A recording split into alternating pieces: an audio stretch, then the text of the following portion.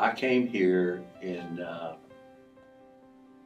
November of '79. Okay. From Oklahoma.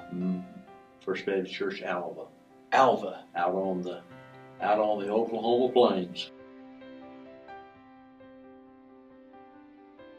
So I'm going to say this right now. I don't want to embarrass you, Jere. I've told this to other people. I'm going to tell you. You pastored here 21 years. I've been here longer than you now, 23 years, just recently. But I say this without any false humility at all. I believe that you're the greatest pastor this church has had in its 170 years. Because of where the church was when you came and what God allowed this church to become in those next 21 years. I am grateful. I came here inheriting a healthy church. Trying to be. It was, we're still not a perfect church, but it was healthy when I arrived. It was not that way necessarily when you came. Tell us about that a little bit, if you don't mind, Jere. Well, I knew that. I had a deep sense of call to come here, Yes. and it was an interesting time. And the only thing I knew to do, having been a pastor before and operating the same way, the only thing I knew to do, pastor, was to go to work. I believe it was the will of God. It was in the providence of God that we come. And it was the people. They were just great men, great families. They had strong lives. Yes. Pete Ramsey was minister of education at that time. And Pete, I told him that I thought what we needed to do was build a Sunday school. Because I thought that that's the way you built a church. And I was interested in reaching people. And so we went to work. And I preached that. I tried to do that. Led the people to do that. And for the most part, they rolled up their sleeves and went to work too. Well, it's obvious God was at work, because that same annual church profile the next year shows growth instead of decline, and consistent growth through the years.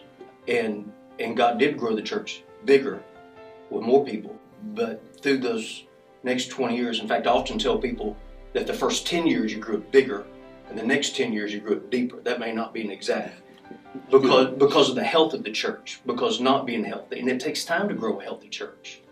And it's clear that God worked in great ways through those years.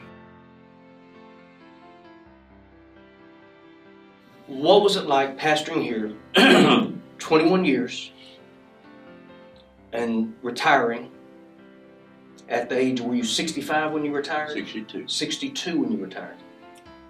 And then just a few months later, this 34-year-old kid preaches his first sermon. In spite of what I said a while ago, about it didn't take them long to find a good pastor, I was tickled to death. Because I didn't want to see the church go a long time without a permanent pastor. Yeah. And I was glad.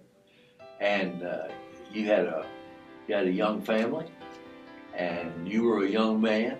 Was. And a nice wife, and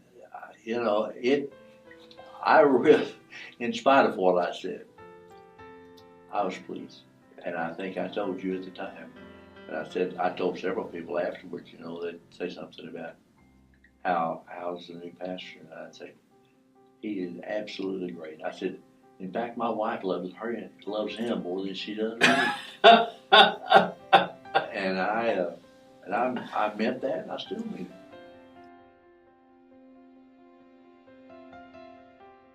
What do you want to see the church do? What's your hope and dreams for the church in the days ahead?